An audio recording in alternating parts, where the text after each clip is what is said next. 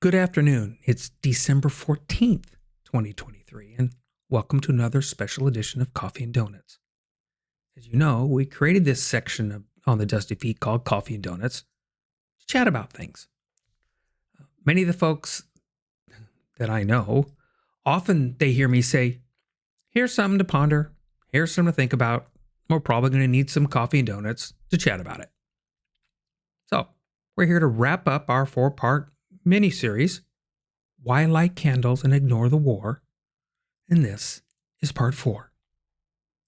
The source videos for these, they were made well before the events of October 7th, 2023, but I'm not surprised at all that they meet us in this space. These podcasts are intended to be short, with the idea to have you chew on the thought amongst yourselves, C&D at the ready. So, welcome to Coffee and Donuts, The Dusty Feet.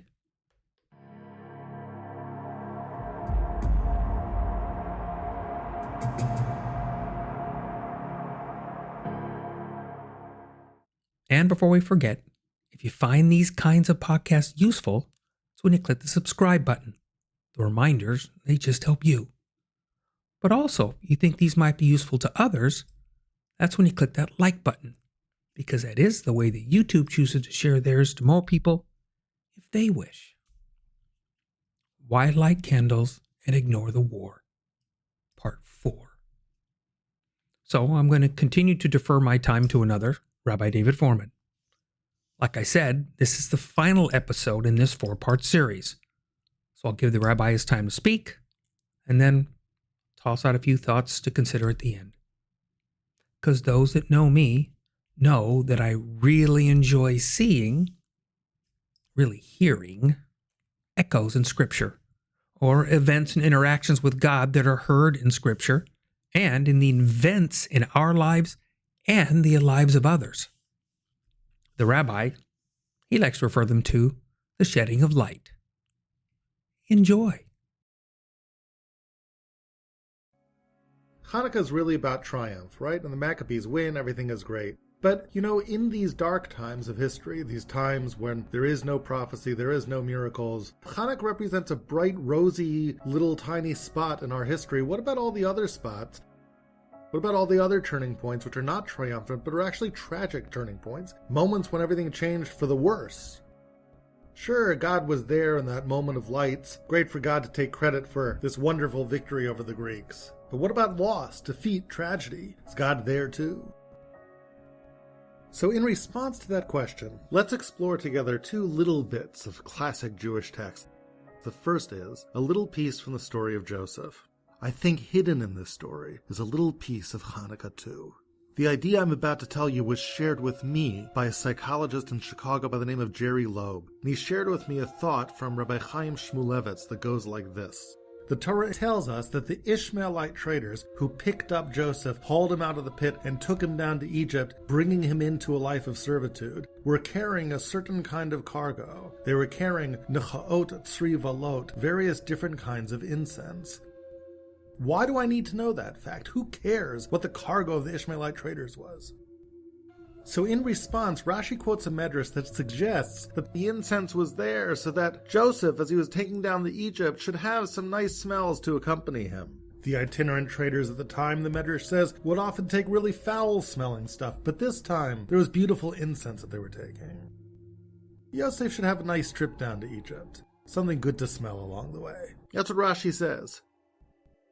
So Jerry relates to me Rabbi Chaim Shmulevitz's question. Are you for real? Joseph cares about the incense? It's the worst day of his life. Every last thing is going wrong. The incense is a very small consolation prize, wouldn't you say? It's a trivial consolation prize. An unnecessary one. And Rabbi Chaim Shmulevitz says, that's actually the entire point of the medrash. It's conveying to you something of the essence of an unnecessary miracle. This is the day that everything changes for Joseph. If good fortune had seemed to smile on Joseph for the first 17 years of his life, that all completely gets destroyed in an instant when he's stripped of his clothes, thrown into a pit, and then sold off as a slave to Egypt. And you can imagine, what was it like to scream out as your clothes are stripped of you, to cry out for your father who's not there, for help from your brothers who won't give it, and then you turn to God. But wherever he turns, every single door is closed. The answer is just no, no, no.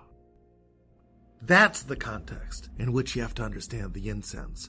Rabbi Shmulevitz says it was God's way of saying, right here in that darkest of times, I'm still here with you. I cannot answer your prayers the way you want them to be answered right now. Here's what I can give you. A little bit of incense, a fragrant smell. It says, if nothing else, you're not alone. If I can't offer you the protection that you want now, at least I could offer you my presence.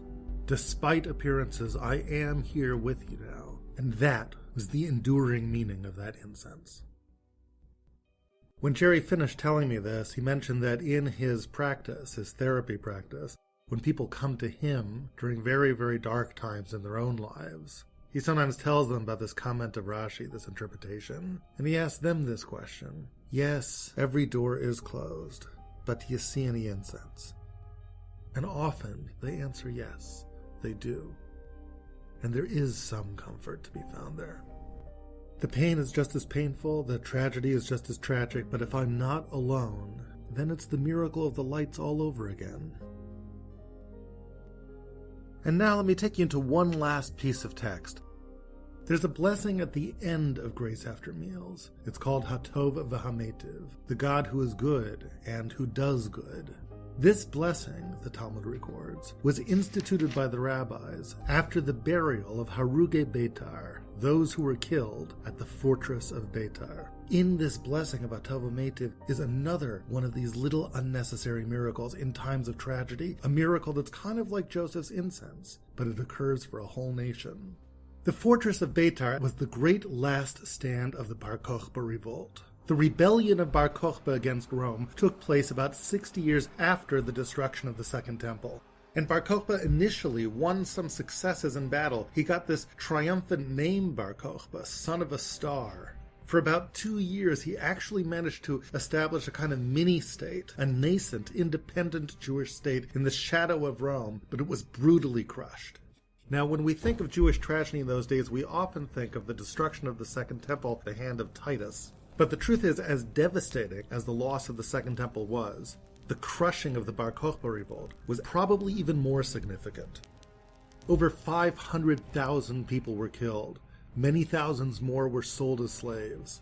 If you take into account the comparative size of the Jewish population at the time, this was a Holocaust-level event.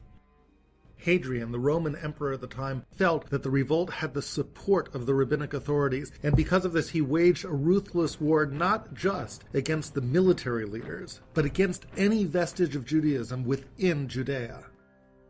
In the aftermath of the revolt, Jews were entirely banned from entering Jerusalem. The city was renamed Aelia Capitolina. A temple to Jupiter was erected on the ruins of the Second Temple.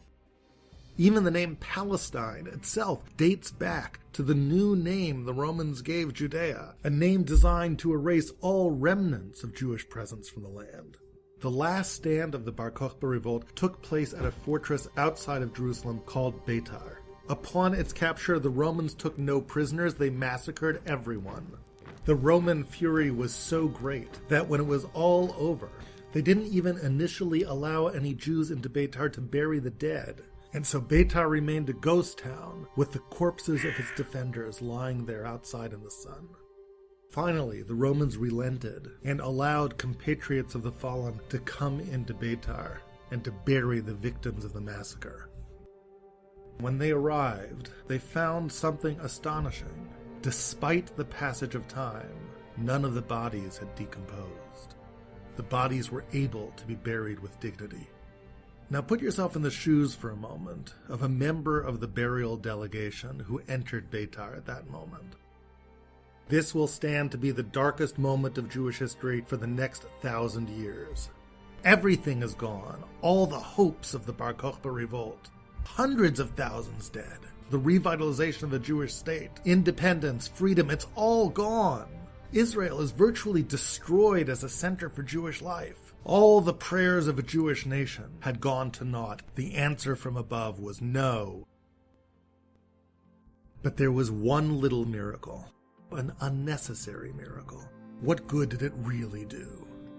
But the sages took note of that miracle, and their response was to make this blessing, Hatov HaMeitiv, the one who is good and who bestows good. They saw in this a little spark of goodness.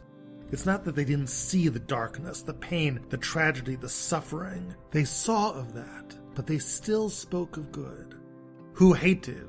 In the past, he did good. Grace After Meals speaks of a glorious time when God gave them a land that would provide for them. And that was good. And it looks forward to a future, Hu Yativ, that he will do good for us. A future when Uvenei Yerushalayim, Jerusalem, will be rebuilt, when that goodness will be revitalized once again. But the rabbis who made this blessing were confronted with a problem, the present. Is there good now, in the blackest of times? They saw in that miracle that the dead could be buried in dignity, a little bit of Joseph's incense, a little bit of Hanukkah's lights, and they said, yes, there is good in the present too. There's this little unnecessary miracle. God did not save us this time, but he was there with us, and that itself is a kind of goodness too. That's the legacy of these unnecessary miracles. At Beitar, with Joseph's incense, with Hanukkah's light. It's true in tragedy, and it's true in triumph. There is a kind of miracle whose main purpose is simply to drive away the dark, even for an instant, to give you the comfort of accompaniment in your darkest hour. A comfort that means hope for a better future is not absurd, but is to be firmly grasped, because your God has not, has never abandoned you.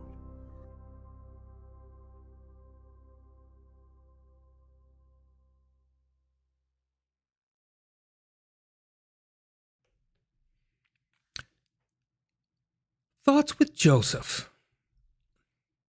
I didn't see that coming. I love when I see things that surprise me, okay? However, when I saw it, then it really jumped out at me, and I had to then pump the brakes a bit. Because are we aware of those possible moments that God was there with us, right? Because, of course, when we're praying, the only solution we see is that we want to be rescued, right? We want out. It's the only thing we see. God's picture, it's larger, it's longer. But it doesn't mean that God is not there. So, I guess the greater, maybe deeper challenge is, can we look and see him? Can we really stop ourselves and honestly look around and think of the possible interactions of God with us in those moments? I tend to want to believe that we can. I guess the greater question is, will we? Yeah? Will we, in the dark, quiet moment, look for and see that little miracle of light? Because there are a lot of times God can't answer your prayer the way you want, right? Because the world is a much bigger place. There's more to the story. Like we talked about before, we have the events that that drive us through to the Hasmoneans and Herod. And you go, they're atrocities, abominations. And yet, without them, we don't get to who we need to have when we have Jesus come onto the scene. Yeah? Batar, brutal in every way. There is no humanity there, only inhumanity. The loss of the Jewish people, again, at a Holocaust level. God was there. Interesting, the miracle of the bodies. God chose to let them deal with and bury their own. To be honest, I'm not sure how I would have reacted or felt. I'm being, at that point then, only one of a few survivors. And yet when I go in because I'm so compelled to take care of them, and then I see that, my emotions, my mixed emotions, would be all over the place. Of that, I can be brutally honest myself. Yet those sages, they look back and they saw it, and a blessing came forth from it, right? A blessing after a meal to stop and remember that what we just experienced, that's only because of you, Lord our God, King of the universe. The miracles, little unnecessary miracles, only there to remind us that he was there. But that miracle, whose only purpose is to drive away the dark, do we miss them? Are we even aware that they're there? Dark times. Probably fair to say we have a bit of that today. And we know of a promise. We can read that. But when you're in moments of despair, even hopelessness, until we get to that promised time, maybe we need to continue to look for those little unnecessary miracle of lights. And then every year at this time of year, we can be reminded to look, to seek that light. Maybe God can even choose to help us to maybe be a little light to another.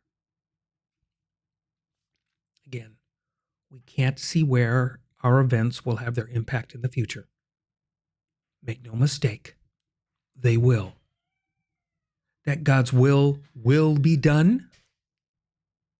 We have the blessing of hindsight to be sure of that in our view. So I hope you're enjoying this festival light season and remembering that God is always there, even in those little lights. So thanks for being with us this last 4 days as we looked into why light candles and ignore the war with coffee and donuts on the Dusty Feet. Shalom, shalom.